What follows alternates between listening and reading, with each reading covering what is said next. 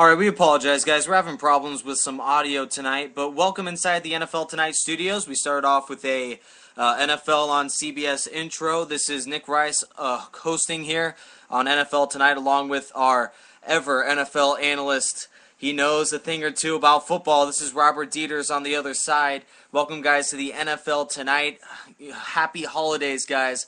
What I gotta say first off, we've had a tremendous year of NFL football. Merry Christmas, Happy New Year's, and hope you guys have had a great holiday season. We are set for another year, 2013, and we start off this show with a very fresh start as well. So we'll take a whip around the National Football League.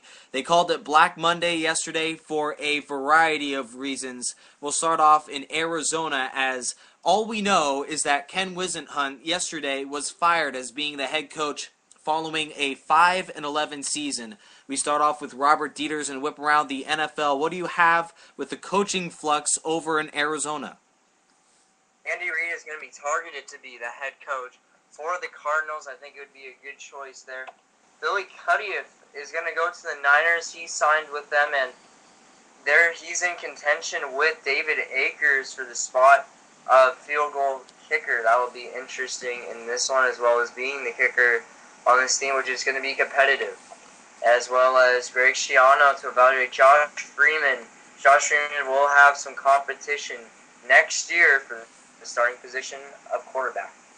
And that's a whip around also in Tampa Bay. Josh Freeman was initially the starter with the Tampa Bay Buccaneers, and they had a very hot start. Doug Freeman was an elite running back already as a rookie, and then they had a quarterback that actually put up over 3,500 yards, I believe, through the air, which is very impressive in a league where it's all about not only passing the football but playing tremendous defense. Tampa Bay dead last in stopping the pass.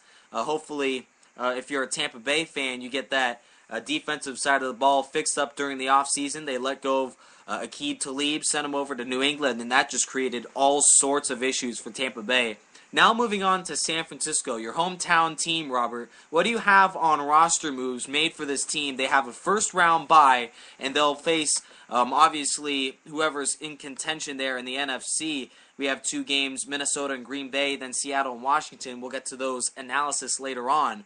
But, Robert, what do you have in San Francisco? Another update in the roster department. Well, David Akers has struggled this season.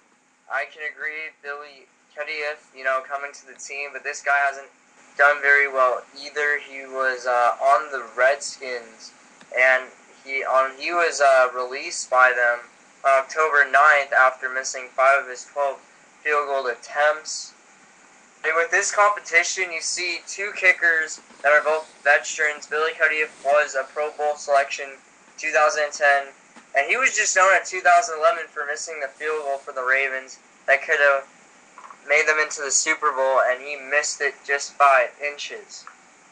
And that was a very crucial play, of course, Robert. And it's a tale of two kickers, of course, in opposite directions.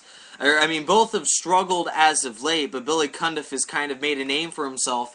And, Robert, I believe that David Akers has actually missed more field goals this year than any other kicker, if I'm not mistaken. Who do you believe is the best kicker for this job in the postseason? When the game is on the line, just like last year for Baltimore, who would you have making that clutch kick trying to win that game for the Niners? I don't know if I can trust both of them at that point. I mean, that's hard, but Billy Cuddiff only missed it by inches. But, I would give it to him because, you are right with David Akers. He's missed the most field goals out of the whole NFL, and it's really sad that happens. And this guy was great last year. This guy was clutch. He got the most points, more off of touchdowns. This guy had more field goal attempts. It's just he had the most points last year for the Niners. That's how clutch he was for this team, and I'm surprised now he's just missing more field goals. So when you look at it, Billy Cuddiff, I would actually go with to trust this team. And it's very interesting coming from a David Akers fan. Last year he was one of the elite kickers in the NFL. He obviously made the most field goals, setting a Niners franchise record there. But I'm looking at other free agents on the market. Josh Scobie, a former Jaguars kicker, he's still on the waiver wire there. Matt Prater, a former Broncos kicker, and also Connor Barth, part of the Tampa Bay Buccaneers. And he's also a very young kicker, age 26. Billy Cundiff and David Akers, both in their 30s. They're getting up there in the age department. It's very interesting that we start the show with a heated debate on kickers. But looking at the free agent department, I'll read off Scobie, Prater, and Barth. Both have been acclaimed as very reliable kickers, especially Matt Prater I'm seeing here. He was a key in the Broncos making the playoffs with Tim Tebow under center. We'll get to, obviously, so much Tim Tebow debate. We'll try to get to some later on in the show here as well. Robert shaking your head. Tim Tebow. He's set for the bench, whether you'd love to be a Jets fan or not. But who do you believe from the free agent department, Scobie, Prater, Barth, do you believe any three of those guys have the edge over a guy like Billy Cundiff that's just thrown into this kind of team, this kind of interesting scenario here, where he hasn't kicked for a few weeks, and then all of a sudden he's playing for a playoff team? Well, Jim Harbaugh has changed players. And he changed Alex Smith from a guy who was supposed to be off the team for the Niners in 2010, going in 2011 season, going to the playoffs. I think Billy Cundiff will be changed, and I think he'll be a good kicker. I mean, just for the playoffs, hopefully. I mean, we need him, and I just don't know. I mean, competition with David Akers. David Akers hasn't changed at all, and Billy Cundiff could change with Jim Harbaugh being head coach. I believe that Jim Harbaugh, he's one of the top 2 or 3 coaches in the league behind Bill Belichick, of course, and then looking around the league, guys like McCarthy, guys like Mike Smith, they all get it done, but Jim Harbaugh is up there in the elites of the NFL, obviously getting things done in the head coaching department. Billy Cundiff should be a nice addition, but I'm scratching my head to a 1-year regression from David Akers, being one of the best kickers on that squad to now being contested for his own job by a guy that was formerly the bust over in Baltimore, missing that playoff kick that would have sent them to the Super Bowl. Robert Deiters and Nick Rice here on NFL Tonight. Glad you guys can join us. We're on Facebook at National Sports, and also catch us on Twitter as well. And then we also, hopefully, starting next week, we'll have NFL Goal Line kicking off again. And Robert, actually, real quick here, just telling the audience, do you have any shows up on tap for this coming week so that people know what to look for? Obviously, we haven't kept Spreaker up to date, that's for sure. What do you have for us? Well, shows. Cameron's done one. Hopefully, we're getting Sam Rose and Chris Sylvester to do some shows. We're kind of in the process right now in National Sports of getting everybody to pay, getting some commitments for people to be a part of it. And, you know, being president's tough, getting all the money, asking people to do shows. So I know you haven't heard much of Carl Mogline. And Daniel Levy, you haven't heard him in a long time. So, I mean, those two, Carl Mogline's had a show, but it's under half an hour. So that's usually not really the best thing to have. Daniel Levy, he's been trying his best, I know that, but really hasn't put up any shows at all. So National Sports has done pretty well. We have our Twitter, National Sports 1, National Sports for Facebook. Then follow Chris Sylvester on Twitter.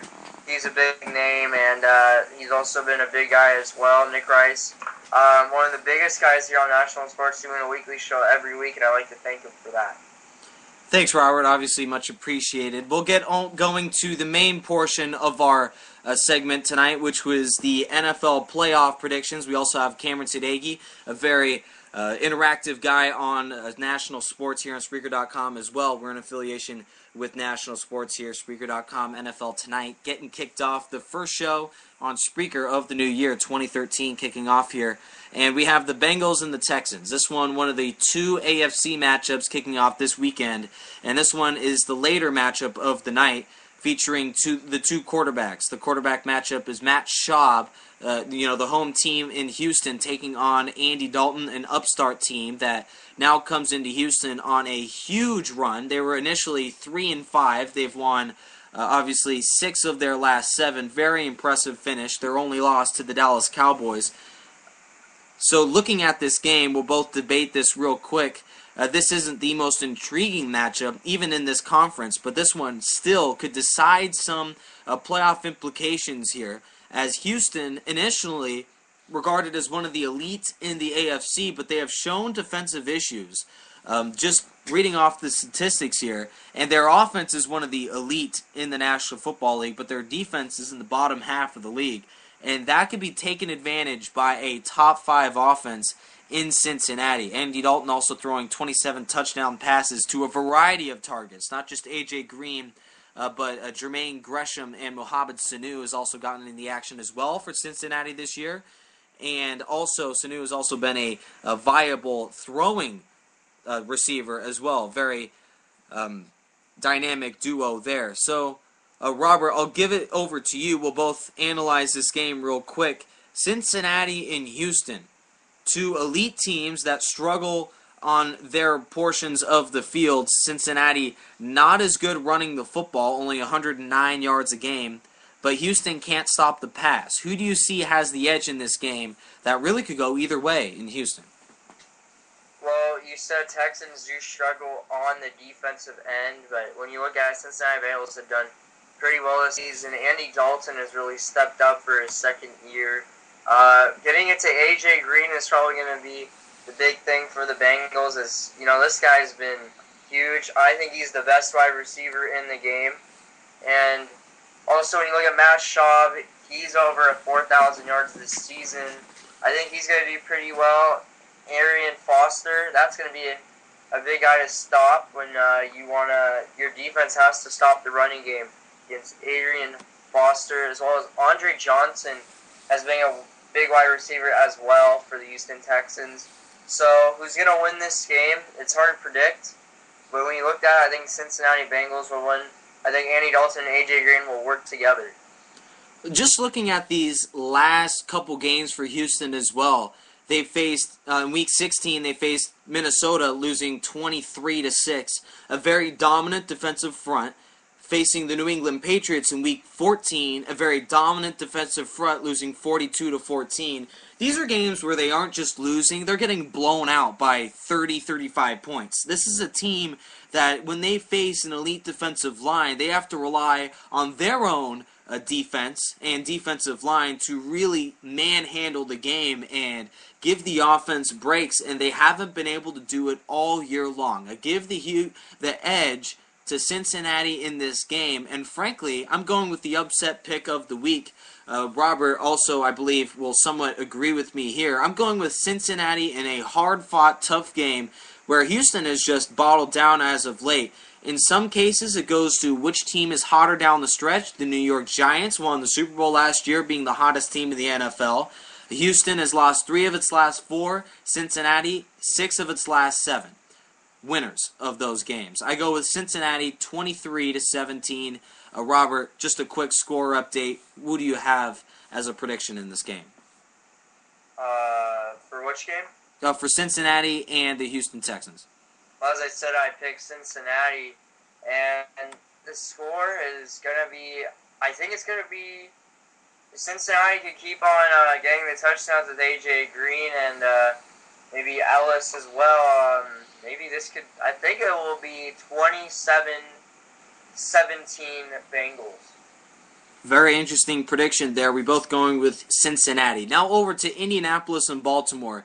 Intriguing matchup with 2 teams with quarterbacks that are in different stages of their career. And Andrew Luck, I'd be shocked if he's not the Rookie of the Year. There's other, obviously, Alfred Morris, Robert Griffin III, Russell Wilson, very reliable rookie targets on the offensive side that have been elite.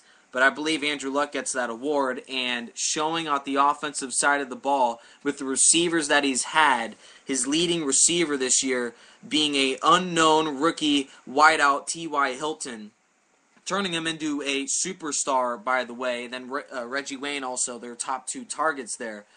For Indianapolis, it's a very tough scenario here as they face a Baltimore team, despite losing 4 of their last 5 and trust me, when we go with who's the hotter team, Indianapolis should be able to blow out of this game. But why I'm giving Baltimore the advantage in this game is offensively they can run the football unlike anybody else. They've in their past 2 games they've run for over 150 yards, and that's against the New York Giants and also I'm looking the Cincinnati Bengals as well. They were unable to win that game last week, but they're able to pound the rock. And Indianapolis defensively is flat out leaky and lethargic at times, as this is the weak link of this football team. I don't know who you're taking, Robert, but if I'm leaving it up to statistics and up to the fact that Indianapolis has really a defensive issue here, and Baltimore, despite some losses, they've really capped off the playoff berth from long ago, so they didn't really have much to play for. Somewhat scary that they're losing all these games here down the stretch, but who do you take in a matchup where defensively 2 different styles of teams? Defensively, I would take Baltimore because, well, I like how their defense plays out. They were one of the top this year, and they'll stop them pretty well. But when you look at it, the Indianapolis Colts have a pretty hot offense. Andrew Luck has done pretty well this year, and when you bring up rookie contention, I would have to say the rookie who makes it farther in the playoffs would probably deserve it.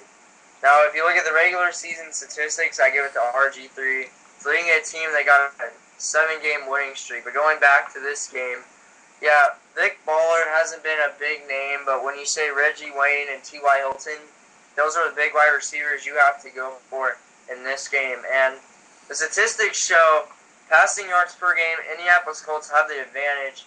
Total yards per game, the Colts have that advantage. But when you look at the rush yards, Ravens obviously have that one in hand. But I think I have to give it to the Colts. I mean, this team has fought hard. They're 12-4 when you look at a team that went 10-6. I mean, 11-5 for the Indianapolis Colts. So I give it to the Colts. Obviously, if there's any quarterback I would trust down the stretch, it would be Andrew Luck over Joe Flacco. Very elite quarterback. He has 7 fourth-quarter or game-winning comebacks. Very impressive statistic.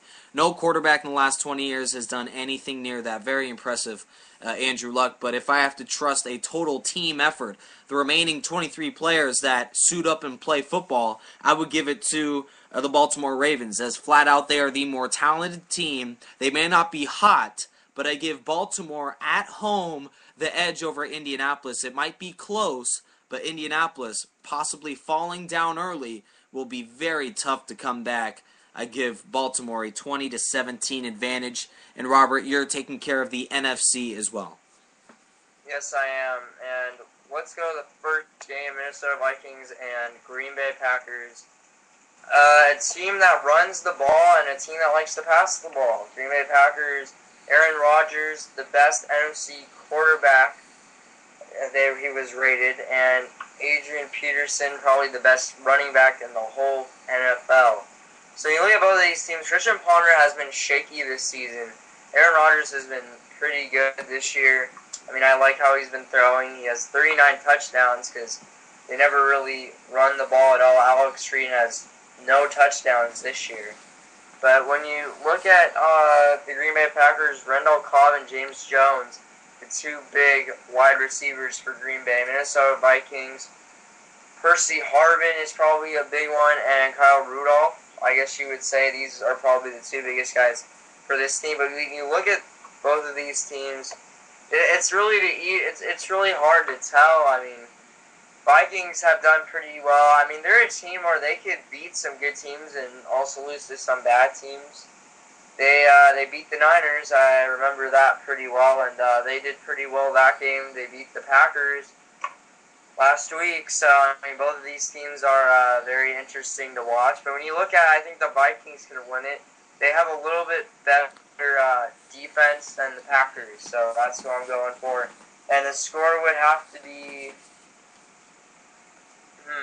It's a close one again because these two are pretty close in it. I would have to go I think I'll go 43-40 Vikings. What about you, Rice? Well, very high-scoring game, but I would have to go with the sole fact that Green Bay, despite having nothing to play for, played the Vikings very well, coming down to the last Blair Walsh kick, and in that game, it was all about not being able to stop Adrian Peterson. It's a glaring issue for Green Bay later on in the playoffs, but I think Minnesota is unable to ride Adrian Peterson any farther than this wildcard game, where, frankly, their quarterback issue is appalling, and I'm surprised they've even got it this far, with Christian Ponder being one of the lowest statistically rated quarterbacks in the NFL. I give Green Bay the notch in this game. It might be close, just like last week, but we might have a high-scoring game again, perhaps a 30-23 final, giving it to Green Bay. We have a discrepancy there, Robert, our first of the day. Now it's off to two rookie quarterbacks going down. Robert, you are shaking your head. What do you have to say? Let's go with Seahawks and Redskins. Rookie QBs going at it. This is going to be a fun game to watch, in my opinion. You have Russell Wilson, who has done really well this season for Seahawks. A team that really just did pretty well this year. I mean, to the playoffs, and I really like this team, especially they have a good run game and a good passing game. I like Marshawn Lynch very much. This guy has been a very good running back, and I think this guy will be a Hall of Famer someday. RG3 on the other hand, you have him and Alfred Morris, both rookies. And both of these guys have done pretty well. They're pretty clutch for this team. And when you look at it, this is a pretty even offense. But when you have passing per yards, RG3 has done pretty well with some maybe not so known wide receivers. Pierre Garcon, a big one. Santana Moss, Josh Morgan, big one, a former Niner, by the way. Just wanted to lay that out there. And other wide receivers for the Seahawks, Sidney Rice, a big one, and Golden Tate. Now, this is a good game between both of these teams, but if you had to give the nod, I think the Redskins, they have fought pretty well, 7-game winning streak over the regular season, coming to the last game of this season and getting the clinch for the NFC East. So when you look at it, I think this is going to be pretty close. I think it's going to be 27-20 Redskins. Bryce, what's your prediction? Very impressive prediction. And looking through the statistics here, now, Seattle, during a stretch of about 3 to 4 games, have looked like perhaps the greatest team to ever step foot on a field. 85 Bears, watch out for this team, because just to the fact that they can play complementary defense so well, and I'm impressed on how they've been able to play offense with a rookie quarterback and give him the full playbook in a sense. Marshawn Lynch has engineered a number one rushing team in the NFL. This is a very impressive unit. And Redskins also up there in the top 5 as well. Very impressive, both of these teams at running the football, and then obviously passing. Redskins have the notch, but Seattle hasn't needed to throw the ball at all. But I give this game to Seattle. And I know you're shaking your head. I give this to Seattle for the sole fact that their defensive production has been by miles better than the Washington side. And just taking a look here at the fact that both these teams have been red hot, but Seattle has just been so impressive. And we are split on the NFC side, Robert. We'll just recap really quickly. Both of us take Cincinnati in that game. Both of us take Baltimore as well, I believe. And then Robert going on a limp with Washington at home and Green Bay at home. I'm taking 2 road dogs with Green Bay and Seattle as well. And we also have Cameron Sadeghi on tap. He should be joining us in just a few minutes. Robert, last thoughts on such a interesting prediction segment, and why Seattle isn't one of the best teams you think in the NFL? Why did they lose in the wild card round after playing so well throughout the regular season? I think Seattle, this team has done pretty well. I like how they played, obviously. Their defense is in the top 5. Now, I remember when they played the Niners, the first game they played, they were ranked 3rd and the Niners were ranked 2nd. But when you go all the way forward, now you look at the Seahawks having a better defense than the Niners. So, Seahawks, they've been a little shaky I would have to say, but when you look at it, the Seahawks are pretty consistent, and I think they'll, I'm still not going. I'm still picking RG3 and the Redskins to win this game, right? So I'm still going with that because RG3 and the Redskins are hot right now, and they're going to be continuing it through the playoffs. Obviously, Washington, very impressive. Seattle also. Both of these teams riding their rookie quarterbacks, and boy, this is what makes the NFL so great. That looking through all the playoff teams, we have a team like Minnesota that only runs the football in the playoffs in a quarterback, quote-unquote, driven league. And we also have two rookie quarterbacks as well throwing with Seattle and Washington. No one thought that Indianapolis last year would have any sort of a chance. And also Cincinnati for a while this year. And both of these teams are, one of these teams, Indianapolis, favorites in their wild card game in a season where going in, they expected to have a bottom 5 pick perhaps.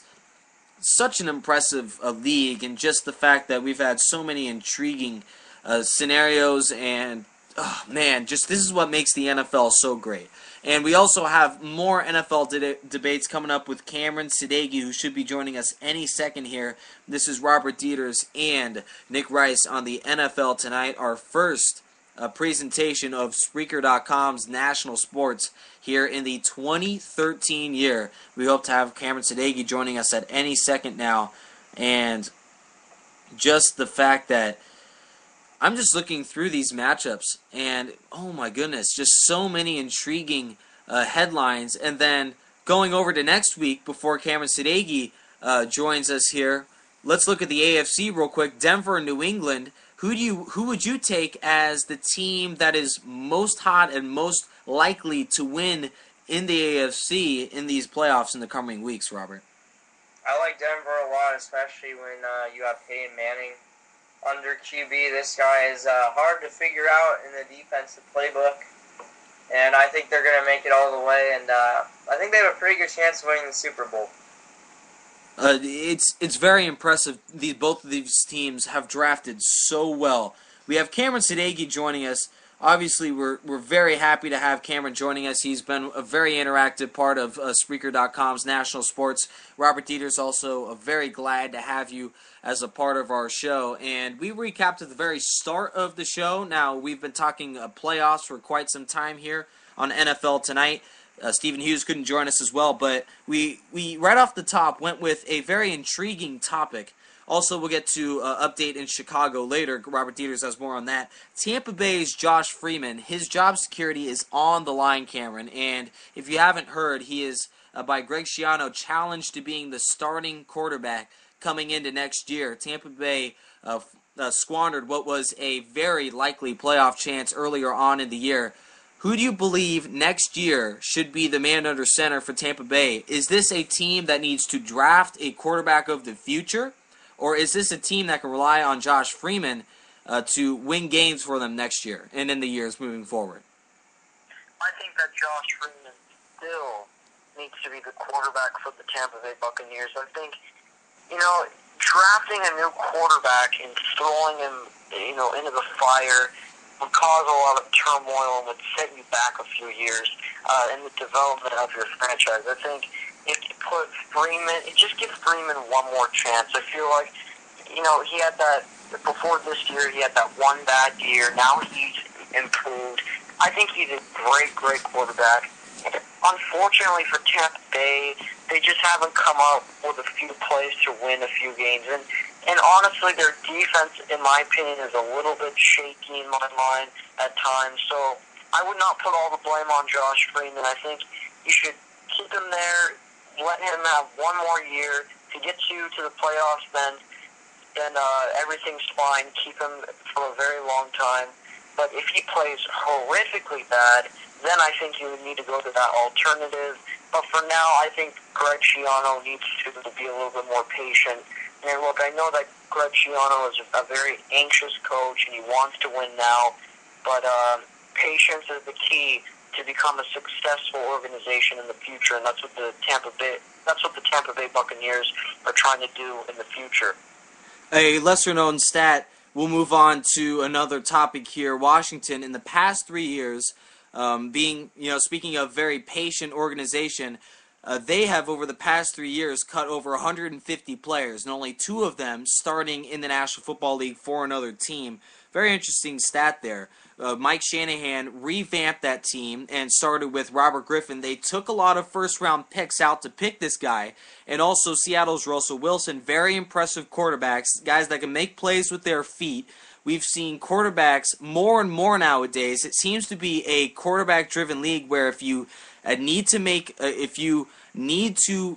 that step to having your quarterback of the future, Colin Kaepernick, another mention, guys need to make plays within the pocket with their feet. They don't have to be everyone Robert Griffin III, but they do have to make plays with their feet. They have to make plays on the move as well.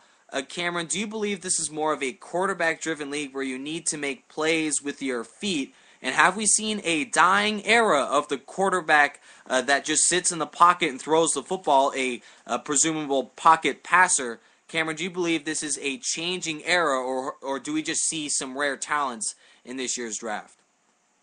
I agree with you. I think it's more become of the athletic quarterback era, and I feel like the art of a pocket passer is nearly extinct at this point. I mean, you don't really have that many superior pocket. I mean, yes, you do, but now quarterbacks are tending to be more athletic because teams are now getting solid pass rushers, elite pass rushers onto their teams, and their offensive lines can't really hold up, so they've got to make a play on their feet while the play is broken down. So I totally agree with you that I don't think this is just a year where it's been a lot of athletic quarterbacks. I think this is something that we will see in the future. I mean, look, Peyton Manning and Tom Brady, as great as they are, they're struggling nowadays because of the pass rush.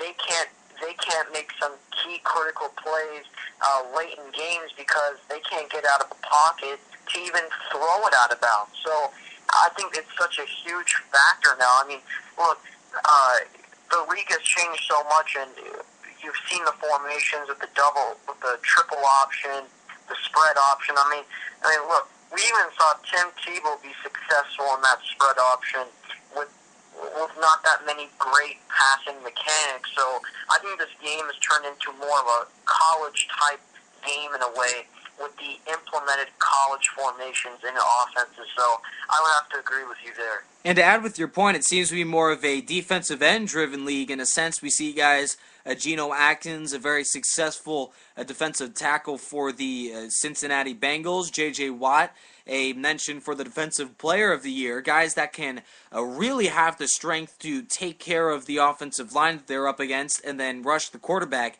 guys that can also be very agile with their feet and actually have some solid speed under them, and guys like Tom Brady and Peyton Manning just simply can't get it done with a new era of defensive ends getting stronger and faster as well. Just to add to that point, Cameron Sadeghi joining us here on the NFL Tonight on Spreaker's edition of National Sports here, NFL Tonight kicking off here. And Robert and I also debated, Cameron, real quick here, on who is a better kicker for San Francisco. A very interesting topic where last year Billy Cundiff was one kick away from sending the Ravens to the Super Bowl last year. The Niners signed him for this postseason run that they intend to have. And they also are putting David Akers presumably on the bench.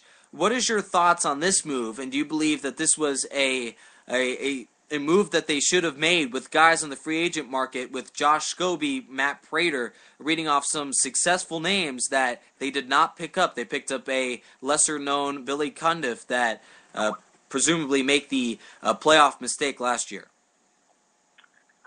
Yeah, I don't think they made a really good decision in my mind. Look, I think the Niners are still going to be a solid team. I still think they're going to the Super Bowl, but I think Cundiff's a good kicker, good person, but I think they should have gone for a guy like Scobie, and you're right. In my opinion here, I think even if they don't put David Akers on the bench and they keep Akers in, it kind of ruins his confidence as a football player. you're going to sign another kicker. Usually teams don't sign 2 kickers. So, and especially for what David Akers has done in his career, it seems like for him it's a slap in the face. So I think Akers may get a little bit offended by what's going on. Maybe it may, make him rise up to the occasion, which will be amazing for Akers in this scenario. But I don't know. I don't know. I think we'll have to wait and see. I'm not going to say, it's going to be the season-defying, change. I'm not going to say that, but it's a mediocre change in my mind. It's a mediocre decision on the Niners' part, but I still think the Niners will go far. Robert? Yes, about this topic, this is, the topic I can argue about. Billy Cundiff, well, I think this was a good acquisition. Maybe he isn't the greatest kicker in the world, okay? But, this guy I think will get it done more than David Akers. David Akers is 29 for 42 this season. That's horrible. I mean, jeez. He missed that much, and last year he was so clutch.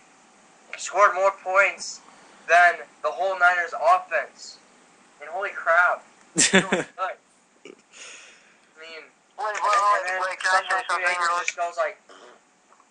Oh, man, Robert. Hey, Can I fit something in for like a second? Yeah, go for it. I still, and I see there's a commenter talking about Akers when he was a great Eagle. I think Akers too. I mean, look, I know this may be a silly thing. I'm going really like technical here, but on the kickoff game, I have to say Akers is one of the toughest kickers in the NFL. People say, "Oh yeah, who gives a care about that?" Akers, he's pretty big guy, solid tackler for being a kicker, and I think I'd have to go with Akers here. You're ruining his confidence with putting in Cundiff. I like Cundiff a lot. He's a good person, but you have to keep Akers confident in these situations. I just disagree with you. Cameron Sadeghi, thanks for joining us. Obviously, always a glad introduction to have you as a part of our show, going over some very interesting topics. Cameron, thanks for joining us, and we'll hopefully see you next week on NFL Tonight, hopefully having another show there. Cameron Sadeghi, thanks for joining us. And do you have any shows, real quick before you go, any last shows that you have this week or plan to have in the coming few days? Really quickly, first of all, I didn't make any mistakes to call in and point it out. Thank you. Sorry about that. But I will be having a show, I think, on Sunday morning. I can't do it Sunday afternoon, but I will be doing one Sunday morning. I'll tell you on my Twitter account or through Facebook. So thank you for having me on, and have a great show. All right, thanks, Cameron. Cameron Sadeghi, thanks for joining us. He's he's host for the Cameron Sadeghi Show here on Spreaker.com. NFL Tonight kicking off here the very first day of the 2013 era here, and obviously glad to have a new year. For Cameron Sadeghi talking about David Akers being one of the best tackling kickers in the NFL. Cameron Sadeghi also, is he a quarterback too? Can he also catch the football? What a joke. What a joke. Billy Cundiff is the better kicker in this scenario. David Akers is a tremendous kicker, but it seems to be a year, same with Eli Manning, where it's a lost year where he just is getting old, you know. He's a guy that has missed more field goals than any other kicker this year, even more than Billy Cundiff. And Robert, I mean, what do you take on this scenario where you have two kickers that are presumably guys that have fallen off the cliff since last year, but we have a guy in Billy Cundiff that can actually kick a field goal, and David Akers being one of the best. I don't agree with Cameron Sadeghi. What do you think? I don't agree with him either, and I like how he said boosting confidence if you start him. We don't need confidence right now. Are we in drama, Robert? Do we need confidence here? Do we need team morale build up? Do we need some morale lessons? I don't see it. I don't see it. I mean, the team confidence for David Akers is horrible. Billy Cundiff, I think if you practice him enough, he'll do well. And we have a bye right now. We have a bye. So we have time.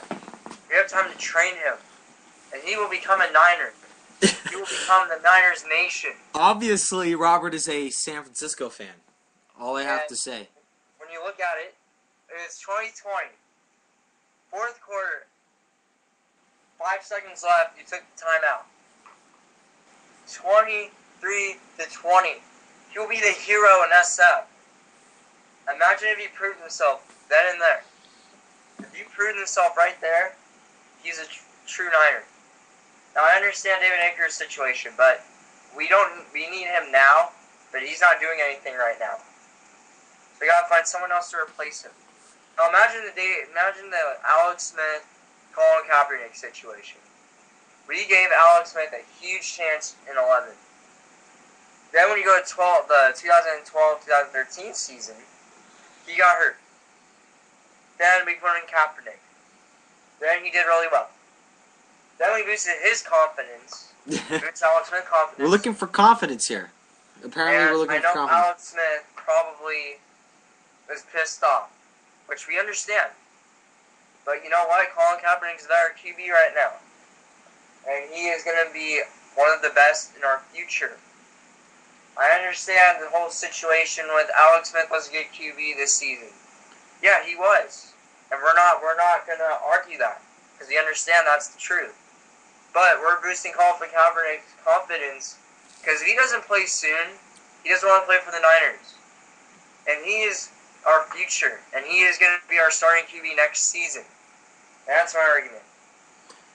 Obviously, on a more serious note here with David Akers and Billy Cundiff, any fan can argue that David Akers is the man for San Francisco, but frankly, we are not the coach that is in every practice, that is in every meeting, that is in every player session. He is a guy that is with all of his players, and if you're going to argue one of the best coaches that knows what he's doing with his roster, depth chart, a guy that made a move midway through the season that most people call bonehead with putting Colin Kaepernick in, and now, obviously, Jim Harbaugh is the next Bill Belichick. So I believe that Billy Cundiff is the man of the future, not because I've seen him play recently, but because I've seen Jim Harbaugh make the correct decision.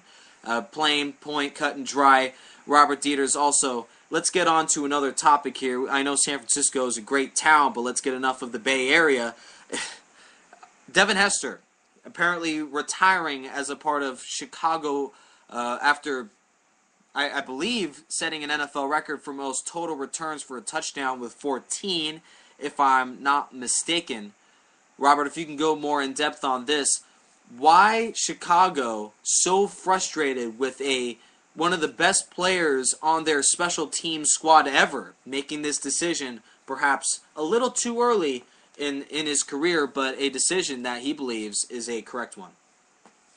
Well, I understand you're pissed off because you're losing your best wide receiver. Now, I understand that. Best receiver, yeah, what do they have? Yes, but they have Brandon Marshall. But he's been here for 1 year. Devin Hester has been here for years. This guy knows the playbook. He knows how the Bears work. But, you know, it's his career, though. You can't control him. I know that you can be pissed off. But you also should feel for the guy.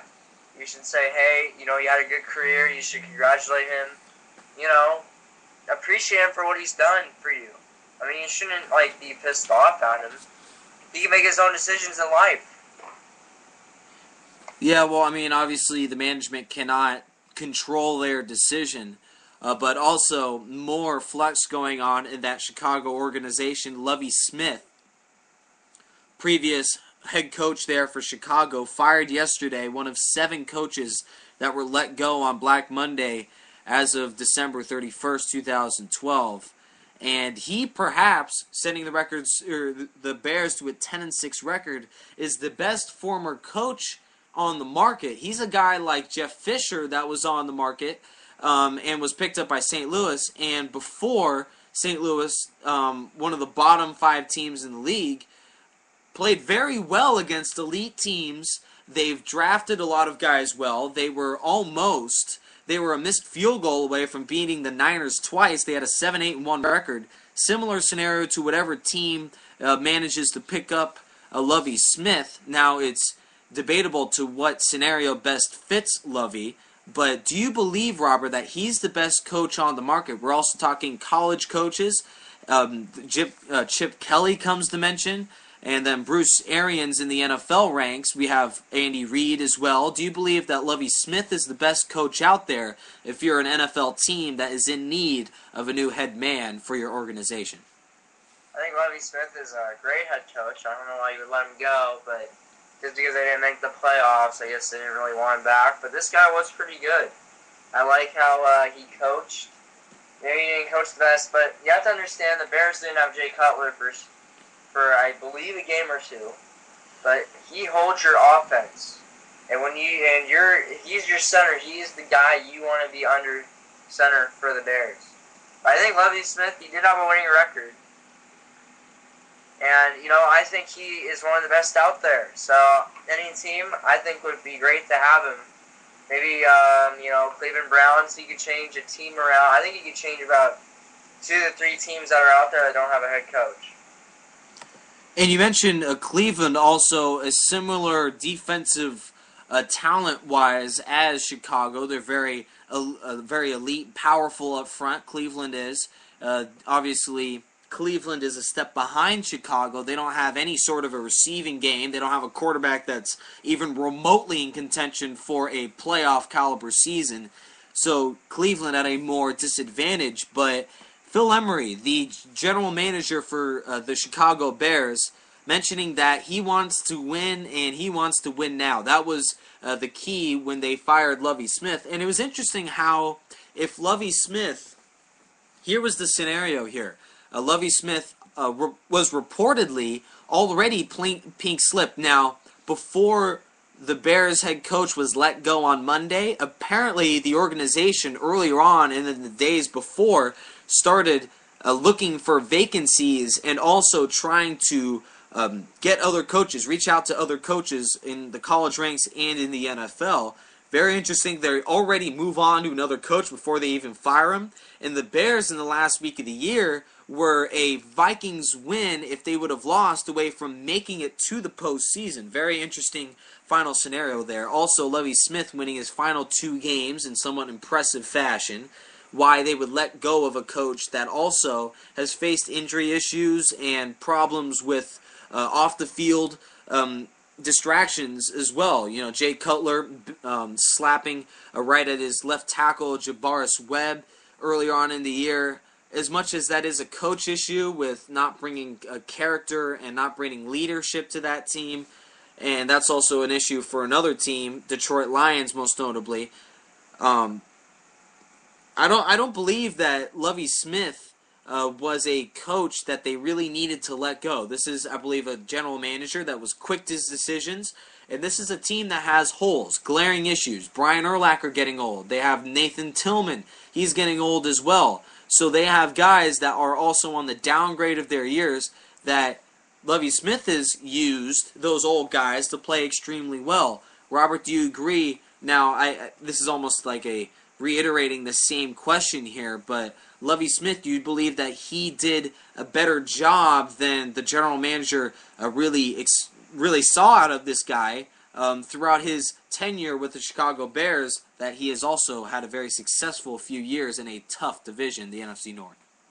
I don't get why you let go of a guy that almost led you in the postseason, won the last 2 games of his career in Chicago as head coach. I don't understand why you would do that. This guy did great for you. This guy almost got you in the postseason. He dealt with problems, especially with Jay Cutler being hurt, off-season issues. I mean, come on, why would you let go of this guy? This guy's now probably the biggest head coach on the market right now. Yeah, all the other coaches were not even 500. The ones that got fired, Lovie Smith 10-6, and he's let go. So I don't know. I don't see it. But also, we'll go to other quick, just looking for other NFL headlines here on the NFL Tonight. The very first edition of NFL Tonight here in 2013. And also, let's just look at the most important part of this holiday season, which is the the most important part of the holiday season is those JETS fake Jets. All right, now, those fakers, those Jets. Mark Sanchez, the last week of the year, starter for the New York Jets, after Greg McElroy, shocking, gets injured. He's off the lineup. Tim Tebow was the apparent backup, but they go back to Mark Sanchez. So what they do, let's just wrap around this whole year now. They go Mark Sanchez number 1, Tim Tebow number 2, then Greg McElroy number 3. Then Mark Sanchez plays terrible. No surprise there as well. He leads the league in turnovers over his career during his tenure there. And then they go from the number 1, Sanchez, and the number 3, McElroy, putting the number 2, Sanchez in the number 3 spot. And then when the number 3, McElroy, going up to number 1, gets injured, then they go back to the number 3, Sanchez, putting Tebow back to the number 3. And then when Mark Sanchez doesn't play well, they go back to McElroy. McElroy gets injured. I believe that was how it goes. And then they never once go to Tebow outside of some special plays. Why is Rex Ryan still a part of the New York Jets? I don't see it. I don't see it, man. I just don't see it. So, Robert, what about these Jets? And are they a team that can even get 500 next year? Or is this team ready to clean house? They have a new general manager upcoming this year, too. Well, this team is always interesting to talk about. They always seem to interest you, isn't that right? Yes, this always interests me. Tim Tebow is the most talked player on all of ESPN. ESPN First Take, and any other show I have ever heard of, probably the most talkative. And it's just all about Tim Tebow. Let's talk about someone good for goddamn sakes. Let's talk about someone that's the best quarterback in the NFL. Or maybe the best running back, Adrian Peterson. You know, what happened to Doug Martin? We just talked about him for like 2 weeks. Oh, he's gone. So, I mean, Tim Tebow. Oh, he took his shirt off practice today. Yeah. I believe the men at ESPN had they had an affair of that picture as well. And another thing is, I'm impressed with a new NFL record the Jets have. They have been a part of more off-season and regular season headlines than they have scored touchdown passes. And in the past few weeks, Mark Sanchez and Greg McElroy have scored the same amount of touchdowns as me, which is 0. So, oh my goodness, I don't get it. The New York Jets, they always seem to surprise you. And how do they even finish 7-9?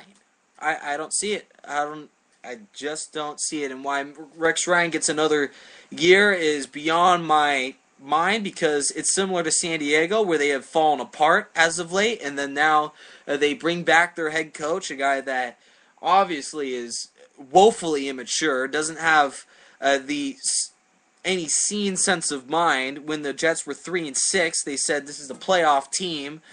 I think we all know that this team is closer to last than first in that division.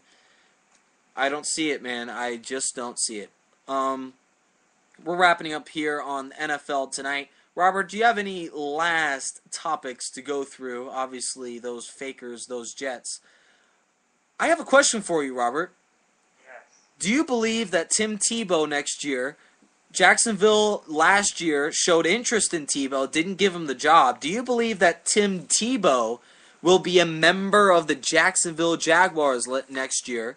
Or do you believe it's more likely that he's out of a job next season, as he seems to be more of a playoff distraction than a productive quarterback on the field? I think if he was gone, we don't have to worry about him anymore. Yeah. I think he would be off headlines. Or he would be like, oh my gosh, Tim Tebow's at a restaurant during the off season. Oh my gosh, gotta talk about that. Like, no. I don't want to hear that crap. I mean, jeez. I mean, he's a good guy and everything. I'm not going to judge him because he's not the one publicity himself. But, I mean, you shouldn't be talking about him so much that you guys get so much publicity. But, I think Tim Tebow will be out of a job. I think Jacksonville and Kansas City are both going to get the top first-round picks, I believe, this season. And I think they'll both get two QBs, two rookie QBs, and, they're going to lead them to the playoffs.